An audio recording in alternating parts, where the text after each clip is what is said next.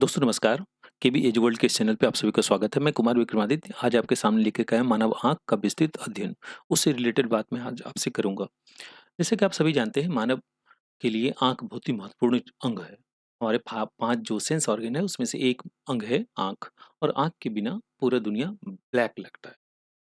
तो आज मैं आपसे इसी संबंध के बारे में चर्चा करूँगा कि आँख के कौन-कौन से अंग होते हैं, हमारे लिए क्यों महत्वपूर्ण है और भी कई बातों को आपके सामने रखने की चेष्टा करूँगा।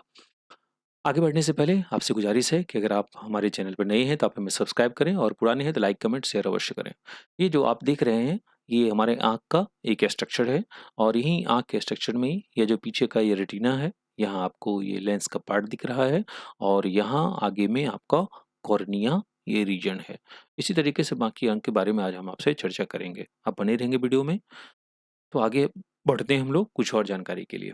ये देखिए आँख की जो संरचना है, मानव आँख एक जटिल और विस्मयकारी अंग है। जटिल इसलिए क्योंकि आँख में इतने फाइन स्ट्रक्चर्स होते हैं और अगर उसमें कुछ गड़बड़ी हो जाती है तो हमें दृष्टि दोष होने लगता है। तो इसमें कई महत्वपूर्ण घटक शामिल हैं जो मिलकर दृष्टि का उत्पादन और प्रसंस्करण करते हैं। और इसमें कौन-कौन से मुख्य अंग हैं उस बारे में अगर ये बात आपको ध्यान में रहेगा तो आपको फिर कभी दिक्कत नहीं होगी। जैसे पहला हमारा है कॉर्निया, सबसे आगे का रीजन वो कॉर्निया होता है। फिर हमारा आइरिश है। आइरिस और उसके बाद फिर पुतली, फिर लेंस, रेटिना और जो है ऑप्टिक नर्व। ये इतने ही 6 घटक हैं हमारा कॉर्निया, आइरिस, पुतली, लेंस, रेटिना और ऑप्टिक नर्व। इसी 6 चीज़ को अगर हम अच्छे से समझ लें तो फिर बाकी भाग आपको आसानी से समझ में आ जाएगी। आँख का जो स्ट्रक्चर देती है, जो खाली जगह है, खाली एक्चुअल नहीं होता है, यहाँ कुछ द्रव भरे रहते हैं जिसे हम विट्रियस ह्यूमर कहते हैं और एक आपको कॉर्निया और आइरिस के बीच का जो रीजन है वहाँ एक्वस ह्यूमर होते हैं। तो ये इसका काम ये सभी घटक मिलके क्या करता है एक इंटीग्रेटेड वो सिस्टम बनाता है जो प्रकाश संकेत को उसको परिवर्तित करता है इलेक्ट्रिकल सिग्नल में और ब्रेन को संसाधित करता भेजता है। अब देखिए ये आँख के जो प्राथमिक घटक हैं कॉर्निया, आइरिस, पुतली और लेंस इसमें कॉर्निया ये हमारा कॉर्निया आगे का रीजन जो चमकता हुआ पार्ट दिख रहा है ये हमारा कॉर्निया है। तो आप जब भी आँख में कॉर्निया ट्रांसप्लांट की जब बात आती है तो कॉर्निया इसी पार्ट को काट करके दूसरे की आँखों में सेट किया जाता है। तो आई डोनेशन ये एक अच्छा काम है कि आपके मरने के बाद भी आपकी आँख से किसी को रोशनी मिल रही है। तो यह हमारे देखिए ये कॉर्निया हमारे लिए ये पारदर्शी और धारीदार कवच है जो प्रकाश को अंदर प्रवेश करने देते हैं और दृष्टि को फोकस करने में मदद करते हैं। फिर हमारे आइरिश है। आइरिश जो है आँख का एक रंगीन हिस्सा है। ये जो रंगीन इसी से कलर आपका पता चलता है जो कि आपके आँख के कलर क्या है। यह पुतली के आकार को नियंत्रित पुतली क्या है ये जो ब्लैक रीजन दिख रहा है वही हमारा पुतली है। ये छोटा-बड़ा होते रहता है। आप अगर अंधेरे से बाहर जाएँगे तो ये पुतली छोटी हो जाएगी और अगर बाहर प्रकाश से अंधेरा में आते हैं तो ये बड़ी हो जाएगी क्योंकि उसको उतनी आवश्यकता होती है प्रकाश की उस अनुसार यह अपने आप को आइरिस एडजस्ट कर लेता है। तो यह हमारे नेत्र का रंग भी बताता है जैसे किसी की आँखें नीली है, किसी का काला है तो किसी की जो है पीली आँखें हैं, तो कुछ की बैंगनी हैं। तो ये जो कलर बताता है वो हमारे आइरिस के चलते ही होता है। अब आते हैं पुतली और लेंस में। तो पुतली तो मैंने पहले आपसे चर्चा की है, पुतली क्या है ये ब्लैक जो का रीजन जो होल जैसा लगता है वही हमारा पुतली है। तो इससे प्रकाश कितना जाएगा वह पता चलता है और उसी अनुसार हम जो कोई चीज़ देखते हैं उसका फ़ोकस हो पाता है और ये हमारा ये विट्रियस ह्यूमर हो गया और यहाँ ये इस दोनों के बीच में एक्वस ह्यूमर होगा। तो इससे क्या होता है कि लेंस हमारा काम क्या करता है, लेंस किसी भी वस्तु का जो बाहर से प्रकाश आ रहा है उस वस्तु पर से उसको रेटिना पर फ़ोकस करने में मदद करता है। अब आते हैं हम लोग इसके आगे कि आइरिस जो है प्रकाश की मात्रा को नियंत्रित कैसे करता है। तो ये प्रकाश संवेदी है चूँकि आइरिस में जो हमारे कोशिका होते हैं वो प्रकाश संवेदी कोशिकाएँ हैं। दूसरा आकार नियंत्रण, पुतली का आकार बदलकर प्रकाश की मात्रा को ये नियंत्रित करता है। आइरिस का बहुत ही महत्वपूर्ण काम है। फिर स्वचालित अनुकूलन, अपने आप कितना प्रकाश हमें चाहिए वह अपने आप ये ऑटोमेटेड मॉड्यूल में होता है, अपने आप ये कर लेते हैं। तो आइरिस आँख का एक महत्वपूर्ण घटक है जो प्रकाश की मात्रा को नियंत्रित करता है। यह प्रकाश संवेदी कोशिकाओं पर पड़ने वाले प्रकाश की मात्रा को भी नियंत्रित करके आँख की संवेदनशीलता को बनाए रखता है। तो पुतली का आकार किस पे निर्भर किया? ये आइरिस पे निर्भर किया। पूछेगा आपसे पुतली का आकार किस पे था? आइरिस पे जो है। किस कोशिका के चलते? आइरिस की कोशिकाओं के चलते ही वह एक्कोमोडेशन जो होता है कितना लाइट हमें चाहिए, कितना नहीं चाहिए वो उसी कारण से होता है जो है। फिर आते हैं आइरिस का रंग और प्रकाश नियंत्रण। प्रकाश आइरिस अंडाकार पर्दा है और यह क्या करता है, पुतली के आकार को नियंत्रित करता है। फिर रंग विविधता, इसी के चलते आइरिस के रंग जो होते हैं व्यक्ति के आनुवंशिक लक्षणों पे होते हैं कि आपके मम्मी पापा कैसा रंग है उसी अनुसार आपके आंख का रंग होगा। फिर रक्षात्मक कवच, ये आइरिस क्या करता है, ये कोमल उत्तक जो है उसको सूर्य, चूंकि हमारे सॉफ्ट जो टिश्यू होते हैं आंख के, उसको यह आइरिस जो है एक रक्षात्मक कवच के रूप में काम करता है। सूर्य से जो हानिकारक किरण आती है उससे हमें वो बचाता है। फिर आते हैं कि लेंस के प्रकाश संकेतों का फोकस, ये देखिए हम ये लेंस है, लेंस में सबसे वो आगे का रीजन क्या है, ये हमारा कॉर्निया है जो प्रकाश को अंदर आने देता है, ये ट्रांसपेरेंट होता है ना। उसके बाद लेंस की संरचना जो है, तो लेंस की संरचना जो है यह क्या होता है, तो लेंस लेंस कैसा बना रहता है, तो लेंस किसका, ये पारदर्शी लचीली कैप्सूल होती है। एक्चुअली शीशा की तो बनी नहीं रहेगी, तो एक पारदर्शी लचीली कैप्सूल जिसमें जल और प्रोटीन होते हैं, और वही जो है आपके देखने में आपको मदद करता है। उसी के आगे जो है अगर उसमें कुछ खराबी आ गई तो उसी कारण मोतियाबिंद जो होते हैं वो उसी का रीजन होता है।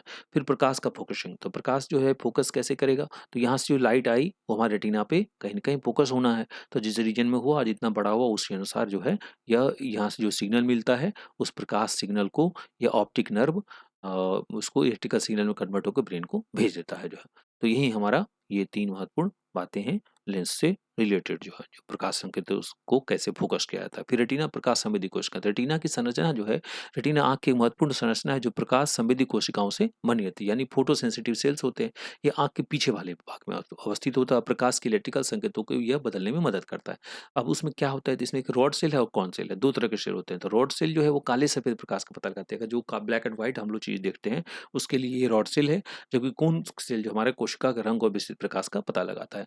अब ये प्रकाश संवेदन में दोनों, ये जो रॉड सेल और कॉन सेल है, ये दोनों मिलकर के इलेक्ट्रिकल सिग्नल को में प्रकाश जो संकेतक हैं उसको भेजते हैं, और ये ऑप्टिक तंत्रिका द्वारा जब मस्तिष्क पहुंचता है तो मस्तिष्क उसे डिकोड करता है कि किस चीज़ का है, कब देखा गया है, इससे पहले देखा भी गया है या नहीं, वो सारी बातों का वहाँ पता चलता है। फिर वो ब्रेन से हमें पता चलता है कि अरे ये तो हमने पहले भी देखा है। देखिए रॉड और कौन कोशिकाएं रंग और प्रकाश के संवेदी, देखिए रॉड कोशिका क्या है, ये प्रकाश की मात्रा को संवेदी करने में मदद करती है। ये कोशिकाएं अधिक संवेदनशील होती है, रॉड सेल ज्यादा संवेदनशील है और अंधेरे में जो बेहतर देखने में मदद करेगा। यही कारण है कि जिस भी ऐसे जीव हैं जो रात को देखते हैं उसमें रॉड कोशिका की ज्यादा मात्रा और रहती होगी, इस कारण से वो अंधेरा में भी देख लेता है और तो ग्रे स्केल छवि दिखाई पड़ता है। ये कलर में नहीं दिखता, वो ग्रे स्केल छवि दिखेगा। फिर दूसरा हमारा है कोन कोशिकाएं जो है, तो कोन कोशिकाएं में रंग को पता चलता है तो कि किसी क्या कलर है, वो उसकी संवेदनशीलता को कोन कोशिका जो है हमें बताता है कि कौन किस रंग का, उसको पहचानने में कोन कोशिका हमें मदद करती है। और यह कोशिका आंख के केंद्रीय पहचान भी बनाती है और दृष्टि के लिए बहुत ही महत्वपूर्ण होता है। फिर ये रॉड सेल और कॉन सेल दोनों मिल करके, जब तक दोनों मिलेगा नहीं तब तक फिर ये आपके अच्छी साइट नहीं आ सकती है। तो रॉड और कोन कोशिका मिलकर विभिन्न प्रकार के प्रकाश के रंग और प्रकाश की संवेदना प्रदान करती है। रॉड कोशिका अंधेरा में बेहतर देखने में मदद करती है, जबकि कोन कोशिका रंगों को पहचानने में सक्षम होते हैं। इन दोनों कोशिका का जब संयोजन होता है तो हमें रंग और प्रकाश की समग्र संवेदना प्राप्त होती है, जिसके कारण से हम सब कुछ अच्छे से देख पाते हैं। फिर आते हैं दृष्टि का उत्पादन और मस्तिष्क में संसाधन, ये 3 बातें हैं। तो आँख और मस्तिष्क का हमने देखा कैसे समन्वय, तो आँख और मस्तिष्क समन्वय के लिए आवश्यक है कि उसके बीच जो जटिल और सूक्ष्म संबंध होता है, वो जो प्राप्त प्रकाश संकेतक है उसको मस्तिष्क तक कैसे भेजा जाए, उसके लिए हमें दृश्य चित्र और अर्थ प्राप्त होता है, वह ब्रेन तक पहुंचता है। तो आँख और मस्तिष्क में ये कोऑर्डिनेशन है, अगर नहीं होगा तो अगर आँख में आप देख भी लेंगे और मस्तिष्क नहीं पहुंचेगा तो बेकार है वो हमें कुछ पता ही नहीं चलेगा हमने क्या देखा। फिर रेटिना से मस्तिष्क तक, और इसको जाएगा कहाँ, तो रेटिना पे फोकस बना, और रेटिना पे जो फोटो सेंसिटिव लाइट्स है वो उसको इलेक्ट्रिकल सिग्नल में कन्वर्ट कर दिया, और कन्वर्ट करने के बाद यह ब्रेन तक पहुंच जाता है। फिर दृश्य चित्र संसाधन, मस्तिष्क के विभिन्न क्षेत्र, मस्तिष्क में जो कई अलग अलग क्षेत्र हैं उसमें प्रकाश संकेतक को कोई रंग बताता है, कोई गहराई बताएगा, कोई आकार बताएगा, कोई गति बताएगा।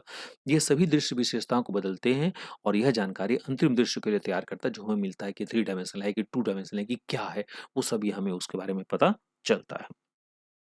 फिर आते हैं कि नेत्र की संवेदनशीलता। तो नेत्र में देखिए इतनी ये रंग, प्रकाश, गहराई और पर्यावरण, ये 4 बातें छुपी होती हैं। रंग संवेदना कि किस रंग का लाल, हरा, पीला या नीला, उस रंग चूँकि जो हमारा मूल रंग है जीवीआर, ग्रीन, ब्लू और रेड, उसको पहचानने में ये सक्षम होता है। तो रंग संवेदना में नेत्र का बहुत ही महत्वपूर्ण योगदान है। फिर प्रकाश संवेदना कि प्रकाश जो है वो कितनी मात्रा में आ रही है, प्रकाश को उज्ज्वल स्रोत कौन-कौन से, उसका प्रभाव क्या है, उस सब के संबंध में जो है हमें नेत्र मदद करता है। फिर गहराई संवेदना, किसी भी चीज़ का 3 डायमेंशनल इमेज जो है वो कैसा है, बहुआयामी चित्र प्रस्तुत करने में ये हमारी मदद करता है। फिर पर्यावरण संवेदना जो है, ये नेत्र के आसपास का जो चारों तरफ का क्षेत्र है, प्रकाश, रंग और आकृति है, उसको देखने में हमें यह मदद करता है और यह हमें दैनिक गतिविधि को करने में बहुत ही महत्वपूर्ण योगदान निभाता है। फिर नेत्र की शक्ति और समस्याएं। अब देखिए, नेत्र की जो शक्ति होती है, इसमें दूरदृष्टि, निकट दृष्टि और एस्टिग्माटिज्म यानी अबिंदुकता और प्रेसवैप, ये 4 तरह के दोष होते हैं। यह दूरदृष्टि क्या है, हाइपरमेट्रोपिया जिसे कहते हैं, ये एक आम समस्या है। इसमें क्या होता है कि जहाँ व्यक्ति दूर की वस्तु को स्पष्ट रूप से दिखेगा और लेकिन जो है यह नज़दीक की चीज़ को देखने में उसे दिक्कत होती है दूरदृष्टि में। फिर निकट दृष्टि दोष में क्या होगा, जहाँ व्यक्ति निकट दृष्टि को स्पष्ट रूप से देख पाता है लेकिन दूर की वस्तु उसे धुंधली दिखाई देती है, यह निकट दृष्टि दोष है।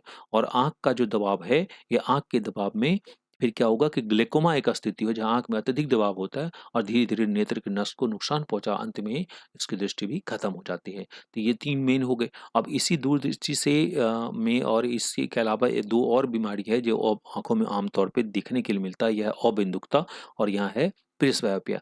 तो अब यहाँ देखिए, दूरदृष्टि में क्या बताया कि यह व्यक्ति दूर की वस्तु को साफ-साफ देखेगा, यहाँ गलती से लगता है नहीं देख पाता लिख दिया है। नहीं, वो देख पाता है और नज़दीक की वस्तु उसे देखने में दिक्कत होती है, ये दूरदृष्टि दोष है। निकट दृष्टि दोष में यहाँ जो है वस्तु, उसको दूर की वस्तु तो साफ नहीं दिखाई पड़ेगी लेकिन निकट की वस्तु को आसानी से देख लेता है। अब एस्टिग्माटिज्म में एक जगह फोकस नहीं हो पाता है, किसी भी चीज़ का फोकस, तो उसको धुंधला-धुंधला सा दिखाई पड़ेगा, 2-3 लेयर पे दिखाई पड़ेगा, तो ये एस्टिग्माटिज्म में अभिमुखता। और प्रेसवैपिया जो जरा दृष्टि दोष है, इसमें दोनों साइड, उसके दूर दृष्टि और निकट दृष्टि, तो दोनों साइड खराब हो जाएंगे तो जरा दृष्टि दोष हो जाएगा। उसमें बाइफोकल लेंस लगाया जाता है, इसमें सिलिंड्रिकल लेंस लगाया जाएगा, है ना? और ये निकट दृष्टि दोष जो है, इसमें अवतल लेंस, फिर यहाँ उत्तल लेंस लगाया जाएगा। दूरदृष्टि में उत्तल, निकट दृष्टि दोष में अवतल, एस्टिग्माटिक में सिलिंड्रिकल लेंस और प्रेसबायोपिया जो है, यहाँ बाइफोकल लेंस का इस्तेमाल किया जाता है। तो है ना मज़ेदार? तो आप देखते रहिए जो है, और भी कई महत्वपूर्ण जानकारी अभी हम आपको देने जा रहे हैं। जैसे आँख की देखभाल और प्रतिकार उपाय। नियमित आँख जाँच हमें कराना चाहिए कि आँख में क्या स्थिति है, कितना दिख रहा है, नहीं दिखता है। लंबी अवधि तक अगर आँख में हम समस्या को रखेंगे तो फिर उसके गंभीर परिणाम हो सकते हैं। फिर नियमित आँख की देखभाल, आँख जाँच तो की और देखभाल भी आवश्यक है। हम दिखा लिए केवल आँख को दिखवा रहे हैं, जैसे ड्रॉप नहीं ले रहे हैं, आँख में पानी से नहीं धोते हैं, आराम नहीं देते हैं, तो फिर या गंदे कपड़ों से हम साफ कर लेते हैं। अगर ये सब कर लेंगे तो फिर हम आँख हमारा पुनः खराब हो जाएगा। फिर पौष्टिक आहार, इसके साथ-साथ हमें कैरोटीन, जिंक, विटामिन सी और विटामिन ई जैसे पोषक तत्व की भरपूर आहार की आवश्यकता होती है ताकि आँख जो है सही रह सकें। साथ ही फल, सब्जी, मछली जैसे स्वास्थ्यवर्धक चीज़ भी हमें खानी चाहिए ताकि आँख को वो पोषण सही रूप से मिले। फिर आते हैं कि कंप्यूटर और मोबाइल उपयोग संबंधित आँख समस्याएँ। कंप्यूटर से होने वाली आँख की थकान जो है, लंबे समय तक कंप्यूटर स्क्रीन पर ध्यान केंद्रित करने में आँखों में तनाव और थकान महसूस होता है। यह कम ये इसे हम कंप्यूटर विज़न सिंड्रोम के रूप से जानते हैं। इसमें आँखों में सूजन, लाल भव और दर्द हो सकता है। इसीलिए आपको आँखों को आराम देना चाहिए। लगातार जो है अगर स्क्रीन आप देखेंगे तो आपकी आँख में समस्या आ सकती है। फिर मोबाइल उपयोग संबंधित आँख समस्या। लगातार मोबाइल फ़ोन का अगर उपयोग करेंगे तो उसमें भी आँखों में तनाव और थकान हो सकती है। स्मार्टफ़ोन पर छोटा स्क्रीन होता है और खराब प्रकाश के कारण आँखों पे अतिरिक्त तनाव पड़ता है। और फिर आँख के लिए नुकसानदायक प्रकाश जो है, कंप्यूटर और मोबाइल उपकरणों से निकलने वाला नीला प्रकाश आँखों के लिए हानिकारक हो सकता है। यह प्रकाश रेटिना को नुकसान पहुँचा सकता है और आँखों में लाल भव और दर्द का कारण बन सकता है। इसीलिए आपको कंप्यूटर, मोबाइल का इस्तेमाल करिए लेकिन सीमित मात्रा में इस्तेमाल करिए। अगर ज़्यादा करेंगे तो आपको इससे समस्या आम हो सकती है। फिर आते हैं हमारे आँख के स्वास्थ्य को बेहतर बनाने के सुझाव। तो आँखों को आराम देना और पोषक तत्वों का संतुलन जो है, ये बहुत ही आवश्यक है कि हम मोबाइल डिवाइस का उपयोग करें तो उसमें हम कम से कम काम करें उपयोग। व्यायाम आँख को बीच-बीच में देते रहें, आँख को जो कुछ व्यायाम है, आँख को मूंद कर कुछ देर की उससे आराम उसे देना चाहिए ताकि जो है वो आँख सही रूप से काम करे। फिर पोषक तत्वों का संतुलन जो हमें जिंक के साथ-साथ विटामिन ए, सी, ई, ये सब आँखों के लिए आवश्यक है, तो उसका इस्तेमाल हमें करना चाहिए। फिर तो आज हमने इस वीडियो में आँख से संबंधित कुछ बातों को देखा। तो आज हमने जो कुछ भी देखा उसमें हमने देखा कि आँख के जो महत्वपूर्ण भाग है, जैसे कॉर्निया है, आइरिस है, पुतली है, लेंस है, उसके क्या-क्या जो है महत्वपूर्ण कार्य, उस पे हमने प्रकाश डाला। फिर रेटिना में और रॉड कॉन सेल के क्या काम होते हैं, उसके बारे में आपसे चर्चा किया। साथ ही उसके अलावा हमने आँखों की शक्ति जो होती है, समस्या, दूरदृष्टि दोष, निकट दृष्टि दोष, आँख का दबाव है, कंप्यूटर, मोबाइल पे कैसे हम उसका सीमित इस्तेमाल करें, इन सभी बातों पे आज हमने आपसे चर्चा किया। हमें आशा है कि आपको ये वीडियो पसंद आया होगा और अगर पसंद आया होगा तो पुनः ऐसे एक बार आपसे गुजारिश है कि अगर आप नए हैं तो हमारे चैनल को सब्सक्राइब करें और पुराने हैं तो लाइक, कमेंट, शेयर अवश्य करें जो है। तो फिर हम अगले दिन किसी दूसरे वीडियो के साथ मिलते हैं आपसे। तब तक के लिए अलविदा, गुड बाय, बाय बाय, नमस्कार।